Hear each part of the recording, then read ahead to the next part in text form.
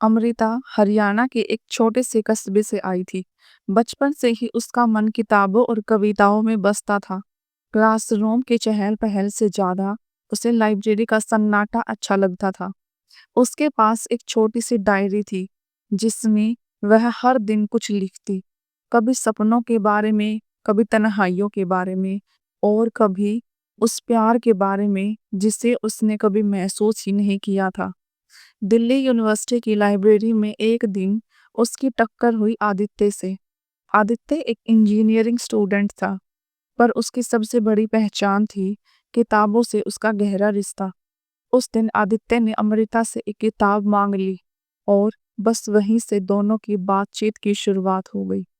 धीरे धीरे वो एक दूसरे को पहचानने लगे, कभी लाइब्रेरी के कोने में, कभी कैंटीन की भीड़ में।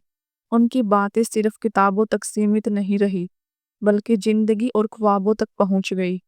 दोस्ती इतनी गहरी हो गई कि दोनों दिन का कोई किस्सा बिना एक दूसरे के बताए पूरा नहीं कर पाते। आदित्य अमृता की कविताओं को पढ़कर हैरान हो जाता था। उसने पहली बार किसी को यह कहते सुना, तुम्हारी लिखी बातें मेरी सोच से भी ज्यादा खूबसूरत हैं। अमृता के लिए यह पल खास था, क्योंकि पहली बार किसी ने उसकी खामोशी और शब्दों को इतनी गहराई से समझा था। समय के साथ दोनों को एहसास होने लगा कि यह सिर्फ दोस्ती नहीं है। आदित्य कई बार चाहता कि वह अपने दिल की बात कह दे, पर हर बार डर जाता। अगर अमृता ने मना कर दिया तो, अगर दोस्ती भी टूट गई तो। वही अमृता के दिल में भी कुछ वही भावनाएं थी, पर वह भी अपने जज्बात डायरी के पन्नों में ही छुपा लेती। कॉलेज का आखिरी दिन आ गया। सारे दोस्त तस्वीरें खींच रहे थे, मस्ती कर रहे थे, लेकिन अमृता और आदित्य की आंखों में अजीब सी खामोशी थी। दोनों मिलकर बैठे, बातें हुई, पर किसी ने भी अपने दिल की बात नहीं कही। जाते जाते अमृता ने चुपचाप अपनी डायरी का एक पन्ना आदित्य की किताब में रख दिया। उस पर सिर्फ इतना लिखा था, कुछ बातें शब्दों से नहीं कही जाती, खामोशियां भी बहुत कुछ कह देती हैं, पर तुमने मेरी खामोशियों को हमेशा समझा। आदित्य ने उस पन्ने को पढ़ा, मगर तब तक अमृता जा चुकी थी। कई साल बीत गए। आदित्य अब एक बड़ी कंपनी में इंजीनियर बन चुका था, पर उसके दिल में वह खालीपन हमेशा रहा। एक दिन किताबों की दुकान में उसने देखा, एक किताब की रैक पर अमृता की तस्वीर। नीचे लिखा था, लेखिका अमृता शर्मा।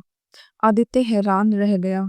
उसने तुरंत वह किताब खरीदी और जैसे ही पहला पन्ना खोला, वहां वही लाइन लिखी थी, कुछ बातें शब्दों से नहीं कही जाती। आदित्य की आंखें भर आई। उसने उसे समय ठान लिया कि अब की बार वह अपनी अनकही बातें छुपाएगा नहीं। उसी शाम उसने अमृता को ढूंढ निकाला।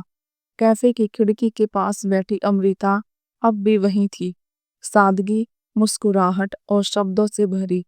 आदित्य ने उसकी आंखों में देखते हुए कहा, अमृता, मेरी जिंदगी में सबसे बड़ी गलती यह थी कि मैंने तुम्हें कभी अपने दिल की बात नहीं कही, लेकिन आज मैं साफ साफ कहना चाहता हूँ, मैं तुमसे हमेशा से प्यार करता आया हूँ।